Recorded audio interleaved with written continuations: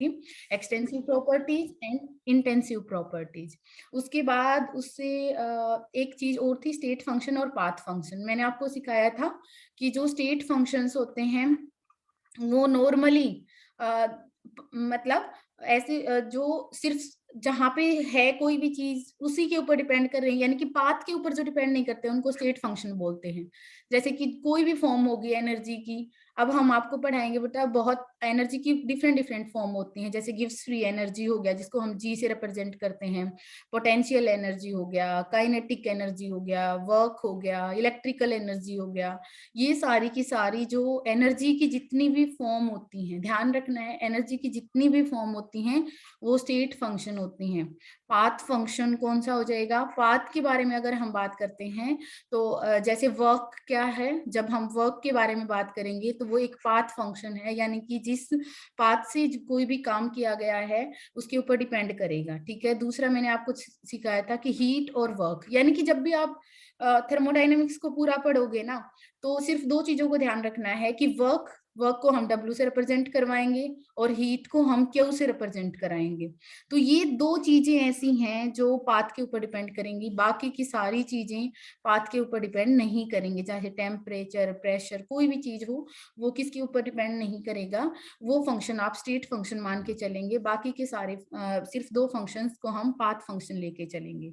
Last time हमने यही वाला डिस्कस किया था। उसके बाद हमने एक नया टॉपिक स्टार्ट किया था, दैट वाज रिवर्सिबल प्रोसेस और इरिवर्सिबल प्रोसेस। ध्यान से सुनना है। एक होता है बेटा रिवर्सिबल प्रोसेस, रिवर्सिबल प्रोसेस, और एक होता है irreversible process, irreversible process.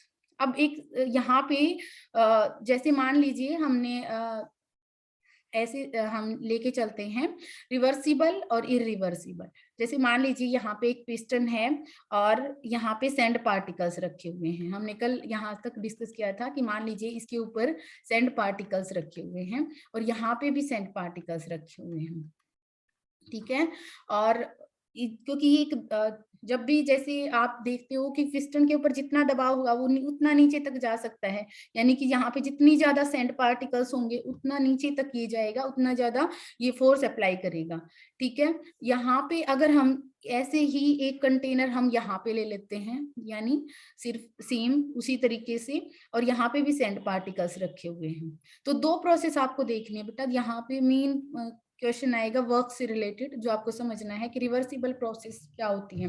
Reversible process वो होती है जिसको तुरंत जो स्टेट इक्विलिब्रियम की स्टेट में आ जाता है, यानी कि जहां पे रिवर्स किया जा सकता है। जैसे नाम से भी पता चल रहा है, ऐसा सिस्टम जिसको क्या किया जा सकता है, तुरंत रिवर्स किया जा सकता है। यानी रिवर्सिबल प्रोसेस के अंदर हमें काम होते हुए दिखेगा भी नहीं, इतना स्लोली काम होता है।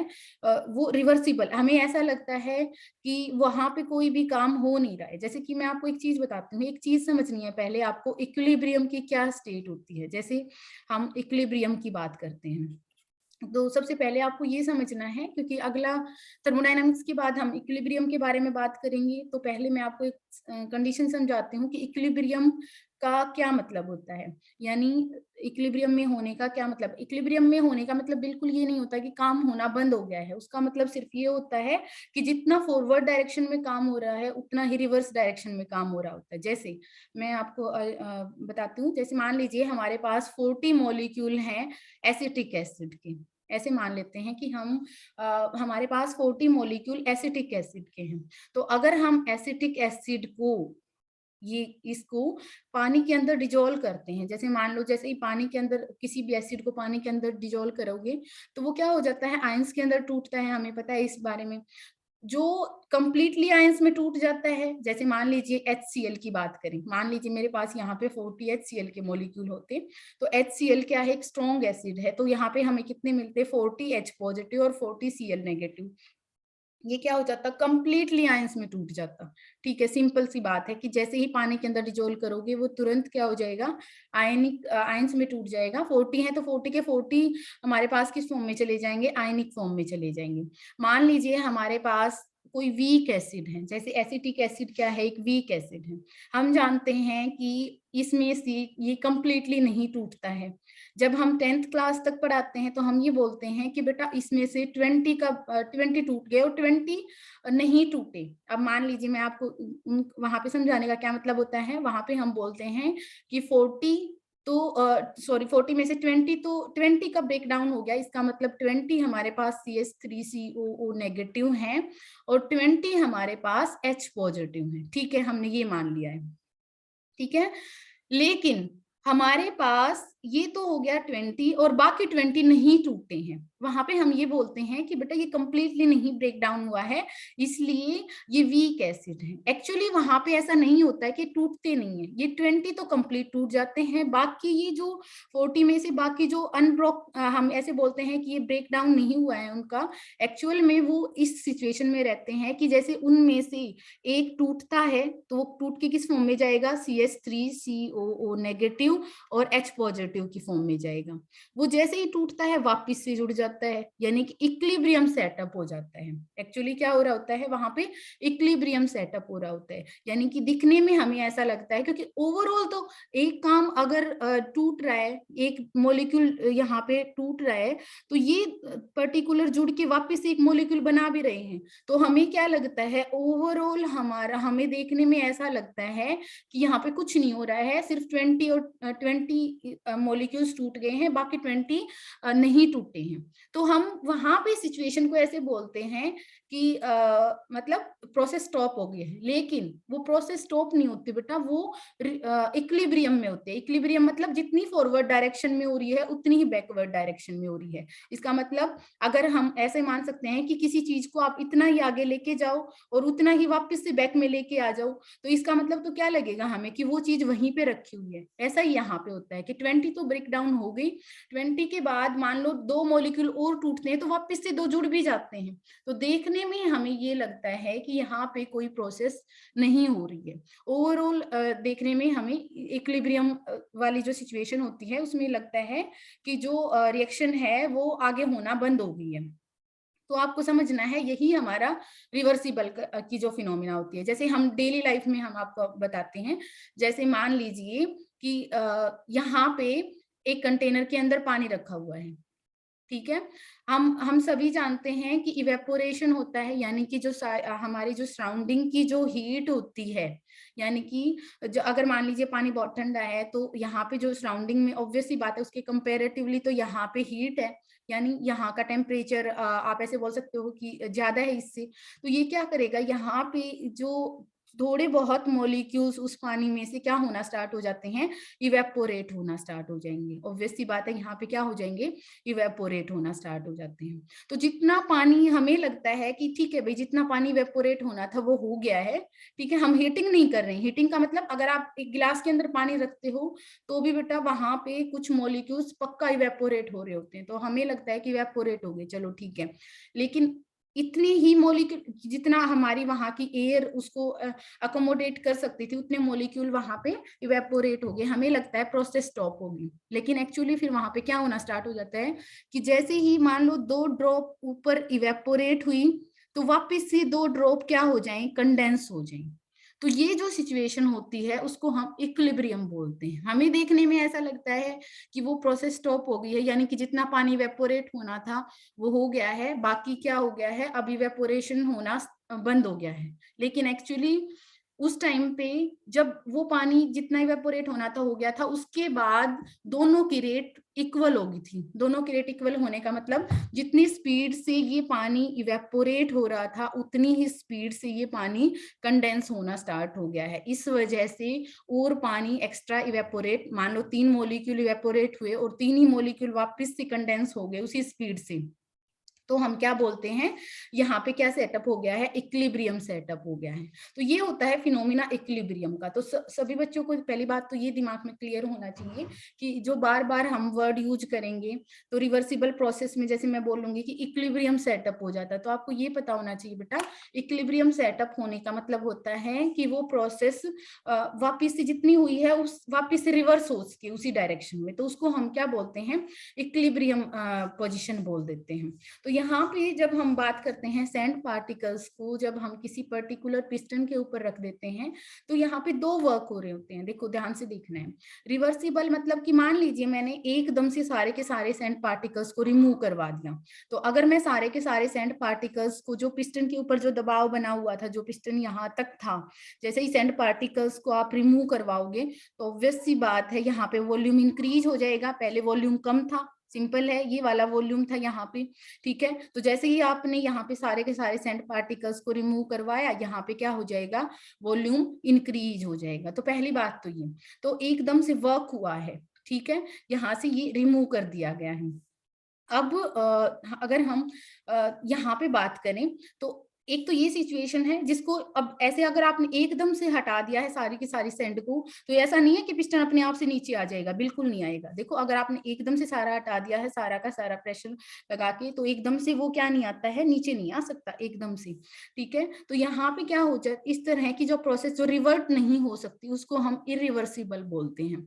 रिवर्सिबल मतलब मान लीजिए आपने थोड़ा सा सैंड पार्टिकल को हटाया था, ठीक है, तो ये जो सिचुएशन है वो देखने में हमें एक सैंड पार्टिकल को हटाया, फिर अपने दूसरे सैंड पार्टिकल को, एक सैंड पार्टिकल को हटाया, तो हमें देखने में बिल्कुल कोई अंतर नहीं लगेगा कि यहाँ पे कुछ भी अंतर हुआ है। एक्चुअली क्या होता है बेटा, उस काम को तुरंत हल्के से उससे रिवर्स हो जाता है वो, ठीक है। तो वहां पे देखने में हमें कोई भी ऐसा नहीं लगता है कि यहाँ पे कुछ काम हो रहा है। तो एक पार्टिकल हटाया, दूसरा पार्टिकल हटाया, इस तरीके से अगर काम किया जाएगा यहाँ पे, तो वो हमें वो सिस्टम में क्या हो जाता है, एक इक्विलिब्रियम मेंटेन हो जाता है। तो इस तरह की, जिसको रिवर्स करना बहुत आसान होता है, ये वाला जो वर्क डन होता है उसको हम रिवर्सिबल प्रोसेस बोलते हैं। अब ध्यान से देखना है आपको कि अब एक क्वेश्चन आता है। क्वेश्चन ये होता है कि बताइए रिवर्सिबल में वर्क डन ज्यादा हुआ है या फिर इरिवर्सिबल में ज्यादा हुआ है। तो देखने में आपको ये लगता है जैसे हम भी यही वाला आंसर करते थे कि इरिवर्सिबल में एकदम से सैंड पार्टिकल्स को हटा दिया, भाई इसमें ज्यादा काम हुआ है, सिंपल सी बात है। इसमें ये पिस्टन यहाँ तक चला गया, हम सिर्फ इस चीज को देखते हैं कि ये पिस्टन यहाँ तक चला गया है, तो ये इसमें ज्यादा वर्क डन हुआ है, लेकिन एक्चुअल में ऐसा नहीं होता बेटा। रिवर्सिबल में ज्यादा वर्क डन होता है। तो दो चीजें होंगी, तभी कभी भी कोई भी आपसे पूछे कि रिवर्सिबल में, आगे आपको हो सकता है फिजिक्स में तो आपका डेरिवेशन भी आया हो, इसका डेरिवेशन भी आता है कि रिवर्सिबल और इरिवर्सिबल में वर्क डन सेम नहीं होता है। इसी काम को यहाँ तक पहुंचाने के लिए रिवर्सिबल में ज्यादा वर्क डन होता है। ज्यादा काम किसके अंदर, क्योंकि एक एक पार्टिकल को आप हटा रहे हो, तो ये लंबी प्रोसेस है और इसमें ज्यादा वर्क डन होता है रिवर्सिबल वाले में। तो दो चीजें हैं, एक तो आपसे डिफरेंस पूछता है कि रिवर्सिबल और इरिवर्सिबल के अंदर क्या डिफरेंस होता है, तो आपको बताना है कि रिवर्सिबल में जब एक ऐसी प्रोसेस जिसको रिवर्स किया जा सकता है थोड़े से एफर्ट से, यानी कि जो रिवर्स हो जाती है उसको रिवर्सिबल बोलते हैं। और इरिवर्सिबल जिसमें उसी वर्क को दोबारा से मतलब जो जहाँ पे इक्विलिब्रियम सेटअप नहीं हुआ है, बल्कि क्या हो गया है, बिल्कुल रिवर्स नहीं किया जा सकता उसको, तो उस सिचुएशन उसको हम बोलते हैं इरिवर्सिबल प्रोसेस। सेकंड, रिवर्सिबल में वर्क डन ज्यादा होता है और इरिवर्सिबल में वर्क डन क्या होता है, कम होता है। इसमें एकदम से हमें ऐसा लगेगा कि देखने में कोई काम नहीं हो रहा है, ठीक है, लेकिन यहाँ पे एकदम से काम होता है, यानी कि एक जल्दी, मतलब आप ये लगा सकते हो कि कम टाइम में, फाइनाइट टाइम में ये काम पूरा हो जाता है। इस काम को होने में बहुत ज्यादा टाइम लगेगा, यानी कि रिवर्सिबल वर्क को करने में मतलब आप ऐसे बोल सकते हो कि बहुत ज्यादा टाइम लगेगा, मतलब एक्चुअल प्रैक्टिस में तो इसको कर पाना ही बहुत मुश्किल है ना। ऐसी ऐसी सिचुएशन उसको रिवर्सिबल बोलते हैं। तो इसमें एक फाइनाइट टाइम के अंदर ये वाला काम किया जा सकता है। तो ये ध्यान रखना है रिवर्सिबल और इरिवर्सिबल का। उसके बाद आ जाता है हमारा नेक्स्ट, आपसे ये डिफरेंस जरूर पूछा जाता है और ये इंपॉर्टेंट भी है, ध्यान रखना बेटा कि रिवर्सिबल प्रोसेस क्या होती हैं, इरिवर्सिबल प्रोसेस क्या होती हैं इसके अंदर। नेक्स्ट हमारा जो आता है दैट इज द, अब जो हम एनर्जी की डिफरेंट फॉर्म्स बोली है मैंने अभी, एनर्जी जो हम स्टार्ट करेंगे, थर्मोडायनामिक्स की जो मेन पॉइंट्स जो हम ऐसे लगा सकते हो कि अब सारी चीजें मेन जो हैं वो स्टार्ट हो गया है। एनर्जी कई तरह से होती है, जैसे मैंने अभी दो मिनट पहले आपको बताया था कि एनर्जी की कई सारी फॉर्म्स होते हैं, जैसे गिव्स फ्री एनर्जी हो गया हमारा, या फिर आप ऐसे बोल सकते हो कि पोटेंशियल एनर्जी हो गया हमारा, काइनेटिक एनर्जी हो गया हमारा, इलेक्ट्रिकल एनर्जी हो गया हमारा। ये डिफरेंट डिफरेंट फॉर्म्स होते हैं, वर्क भी एनर्जी की फॉर्म है। ठीक है, तो ये जो सारी की सारी जो डिफरेंट डिफरेंट फॉर्म्स होती हैं उनको हम ये एनर्जी बोलते हैं। अब इन सब का अलग अलग मतलब है, ऐसा नहीं है कि ये सब एक बातें हैं, लेकिन ये एक दूसरे के अंदर इंटर कन्वर्टिबल हैं, वो अलग बात है, लेकिन इनका अलग अलग मतलब है। अब उनमें से सबसे पहले जो हम डिफाइन करेंगे that is the internal energy. आप सभी को एक चीज ध्यान से सुननी है, इंटरनल एनर्जी क्या है, इस चीज को समझ के चलना है। देखो बेटा, एक चीज समझना है कि हम जितने काम करते हैं, हमारी बॉडी के अंदर जितनी एनर्जी है, देखो इंटरनल एनर्जी को डेफिनेट तरीके से ये बता पाना कि इंटरनल एनर्जी टोटल कितनी है, वो कोई नहीं बता सकता। ध्यान से सुनना है, जितनी भी टाइप की जो एनर्जीज होती हैं, ठीक है, उन सब का जो सम होता है उसको हम इंटरनल एनर्जी बोलते हैं। ध्यान से सुनना है, इंटरनल एनर्जी। देखो, इंटरनल एनर्जी क्या है? Sum of all the energies, all the energies, उसको क्या बोलते हैं हम? इंटरनल एनर्जी बोलते हैं। अब ध्यान से देखना है, यानी कि जितना भी काम किया है, गेस फ्री एनर्जी। अब जैसे मैं आपको एक बात बताती हूँ, जैसे हम एक कुएं की बात कर लेते हैं, एक वेल की बात करते हैं, तो जब हम किसी कुएं के अंदर बात करते हैं तो हम ये नहीं कह सकते कि उसके अंदर कितना पानी है, यानी कि वो कितनी गहराई तक है। ठीक है, हम सिर्फ क्या हम क्या देख सकते हैं, उसके अंदर कितना चेंजमेंट। मान लीजिए उस कुएं के अंदर इतना सारा पानी है, तो जैसे मान लो बारिश होगी, तो हम उस पॉइंट में बारिश होने के बाद हो सकता है हम उस लेवल को मेंशन कर सकते हैं कि यहाँ पे इतना पानी था, ठीक है, और बारिश के बाद इतना हो गया है। तो हम सिर्फ क्या कर सकते हैं, वहां पे जितना चेंज हुआ है सिर्फ उसी को ऑब्जर्व कर सकते हैं। उसी तरीके से मान लीजिए आपने उस कुएं के उस जो वेल है, उस कुएं के अंदर जितना पानी था, ठीक है, उसको आपने मार्क कर दिया और आप फिर उसमें से पानी को यूज कर रहे हो। ठीक है, उस पानी को अगर यूज करने के बाद वो पानी इतना इस लेवल तक जाता है, तो आप इस चेंजमेंट को मेजर कर सकते हो। तो ध्यान रखना, इंटरनल एनर्जी को मेजर नहीं किया जा सकता। इंटरनल किसी भी सिस्टम की इंटरनल एनर्जी की चेंज को मेजर किया जाता है बेटा। जैसे मैंने अभी आपको बताया कि उस वेल के अंदर जितना पानी है उसको मेजर नहीं किया जाता है। जो हम बात करते हैं ना इंटरनल एनर्जी, एक्चुअली वो एस्टिमेशन बेसिक लगाते हैं, लेकिन एग्जैक्ट हम नहीं बता सकते कि किसी सिस्टम के अंदर टोटल इंटरनल एनर्जी कितनी है। हम चेंजमेंट को ऑब्जर्व करते हैं। उसी तरीके से यहाँ पे होता है इंटरनल एनर्जी। क्या होता है, इन सभी फॉर्म्स का क्या लगा सकते हो आप, तो सम होता है इंटरनल एनर्जी। अब ध्यान से देखना है, अब दो चीजें होती हैं बेटा, एक होता है work done on the system, एक होता है work done by the system. देखो दो चीजें हैं, work done on the system, on the system, यानी कि जब किसी सिस्टम के ऊपर काम किया जाता है उसको हम बोलते हैं, यानी कि उसके अंदर उसके ऊपर वर्क किया गया है, ऑन द सिस्टम। एक होता है वर्क डन, इन तीन दोनों चीजों में फर्क होता है। ठीक है, देखो, work done on the system और एक होता है work done by the system, by the system. देखो,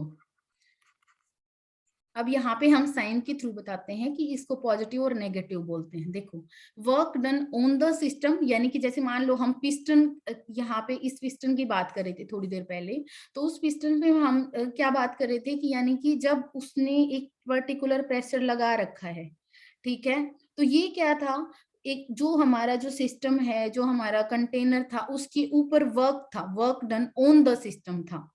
लेकिन अगर वो पिस्टन मूव करता है, यानी कि यहाँ से हम इसको मूव करवाते हैं, तो उस टाइम पे ये ऊपर की तरफ जाता है, तो उस टाइम पे क्या हो जाता है, work done by the system. तो दो चीजें होती हैं बेटा, एक होता है work done on the system, एक होता है work done by the system. ठीक है, अब ध्यान से सुनना है। अब जैसे मैंने अभी आपको एक वेल का यानी कि कुएं का एग्जांपल लेके मैंने आपको बताया कि उसमें से पानी, हो सकता है कि बारिश की वजह से उसके अंदर पानी आए, ठीक है। और हो सकता है कि आपको उसको यूज, बारिश ना हुई हो और आपको उसमें से पानी को यूज करना पड़े। तो दो चीजें होती है। इसी तरीके से यहाँ पे होता है work done on the system होता है, ठीक है, और work done by the system होता है। तो यहाँ पे जो जो पानी को हम मान के चल रहे हैं उसको मैं एनर्जी की फॉर्म में बात करती हूँ, ठीक है। तो अगर वर्क डन ऑन द, जब जैसे कुएं के अंदर हम पानी को हम एनर्जी मान लेते हैं 1 सेकंड के लिए, जस्ट आपको रिवाइज करवाने के लिए, तो हम क्या बोल रहे हैं कि work done on the system, ठीक है। तो उस टाइम पे तो एनर्जी एड ऑन हो रही है, ठीक है। तो वर्क को हम क्या लेके चलते हैं, पॉजिटिव लेके चलते हैं, ठीक है। Work done by the system, मान लीजिए इस कुएं में से पानी को निकाला जा रहा है, तो आप ऐसे मान के चलिए कि जैसे एनर्जी को लिया जा रहा है, बाहर रिमूव किया जा रहा है। तो उस टाइम पे क्या हो गया है, एनर्जी को बाहर जा रही है, तो यानी हम सिस्टम में से एनर्जी को यूज कर रहे हैं। मैंने क्या बताया अभी 1 सेकंड पहले, ध्यान से देखना, मैंने क्या बताया कि ये जो ये इंटरनल एनर्जी है वो क्या होती है, सभी एनर्जीज का सम है, ठीक है। जैसे उस कुएं का पानी है वैसे ही, तो इंटरनल एनर्जी टोटल सम है इन सभी एनर्जीज का। अगर इंटरनल एनर्जी, ये हम मान लेते हैं किसी सिस्टम की, मान लीजिए इस सिस्टम की एनर्जी यू है, ठीक है। अगर इसमें से पानी को लिया जाता है, यानी कि इसमें से एनर्जी वर्क डन किया जाता है, ठीक है, सिस्टम के द्वारा, यानी कि ये पिस्टन जो ये सिस्टम है ये काम कर रहा है उस टाइम पे, तो इसमें से ऑब्वियस सी बात है ये काम कर रहा है, तो इसके अंदर जो एनर्जी है वो कम हो रही है। तो उस टाइम पे जो टोटल एनर्जी थी उसमें से कुछ ना कुछ घटेगा। तो यहाँ पे क्या लिखते हैं हम, -W, यानी कि उसमें से कुछ ना कुछ घट रहा है, जो वर्क है वो हो रहा है। अब अगर ये मान लें कि जो इंटरनल एनर्जी है, यानी कि जो सिस्टम की इसकी एनर्जी यू है और इसके ऊपर काम हो रहा है, ठीक है, तो इसके अंदर हम ऐसे मान के चले कि इसके ऊपर काम हो रहा है, तो इसके ऊपर तो एड ऑन हो रहा है, तो उस टाइम पे हम क्या लगाएंगे, +W लिखेंगे, यानी कि जो वर्क है उसको ऐड किया जाएगा। तो जब मैं आपको आगे थर्मोडायनेमिक्स के लॉ बताऊंगी तो उस टाइम पे आप U -P del V इस तरीके से हम बात करेंगे, तो वो किस तरीके से यूज करते हैं वो आपको आगे सिखाया जाएगा। तो पॉइंट यही है कि पहले आपको ये पता होना चाहिए बेटा कि दो चीजें हैं, work done by the system, work done on the system, यानी कि जो वर्क, दो चीजों में रिलेशन आपको पता होना चाहिए, that is the internal energy, क्योंकि इंटरनल एनर्जी भी, और मैंने आपको बताया कि एनर्जी और वर्क ये एक दूसरे के, ये जो work energy, potential energy, kinetic energy, वो इंटर कन्वर्टेबल है। सिर्फ वो क्या हो जाती है, वो आप ऐसे बोल सकते हैं फॉर्म चेंज हो जाती है। इंटरनल एनर्जी ही किसके अंदर कन्वर्ट होती है उस टाइम पे, वर्क के अंदर कन्वर्ट होती है, ठीक है। तो इस टाइम पे जब बाय द सिस्टम, यानी कि जब कोई सिस्टम करता है तो वर्क डन नेगेटिव होता है, ठीक है। वर्क किया जाता है, सिस्टम के ऊपर किया जाता है, तो उस टाइम पे वर्क डन पॉजिटिव होता है। तो दो चीजें आपको याद करनी है। इतना ही आज हम इतना ही करेंगे। कल की क्लास में हम सॉरी मंडे की क्लास में, अभी मंडे को क्लास लगेगी, उस दिन हम इससे आगे कंटिन्यू करेंगे। तो दो चीजें आपको जब भी आप करके देखोगे, यहाँ तक आपको नोट्स बनाने हैं। अगर कुछ भी समझ नहीं आता है तो आप वैसे भी कॉल करके भी पूछ सकते हो बेटा। जैसे मान लो आप कोई टॉपिक पढ़ रहे हो और आपको ऐसा लगता है कि इस पॉइंट में मैं कंफ्यूज हो रहा हूँ या हो रही हूँ, तो आप तभी भी कॉल करके पूछ सकते हो, ठीक है। अच्छा अभी बताइए, किसको कुछ डाउट है तो हैंड रेज कर सकता है बेटा। अगर किसी बच्चे का कुछ डाउट है तो वो हैंड रेज कर सकता है। हाँ वीडियो ऑन करनी है, वो ध्यान रखना है। ओके, फिर कर लोगे सभी? ठीक है, ओके, ठीक है बेटा। बाकी कुछ बच्चों ने तो अपनी तरफ से बोल दिया यस, ठीक है बेटा। देखो मेन पर्पज यही है, इस बात से कोई फर्क नहीं पड़ता है कि हम किस मेथड से पढ़ रहे हैं। पॉइंट ये है बेटा कि आपको समझ आना चाहिए। अगर नहीं आता तो आप कॉल करके या फिर क्लास के अंदर भी जो भी पॉइंट आपका रह गया है उसको क्लियर कर सकते हो। ओके ठीक है बेटा, फिर है ना हम नेक्स्ट क्लास के अंदर करेंगे। आज की क्लास में सिर्फ हम इतना ही करेंगे, क्योंकि फिर अगर अलग टॉपिक स्टार्ट किया तो वो कंप्लीट नहीं हो पाएगा।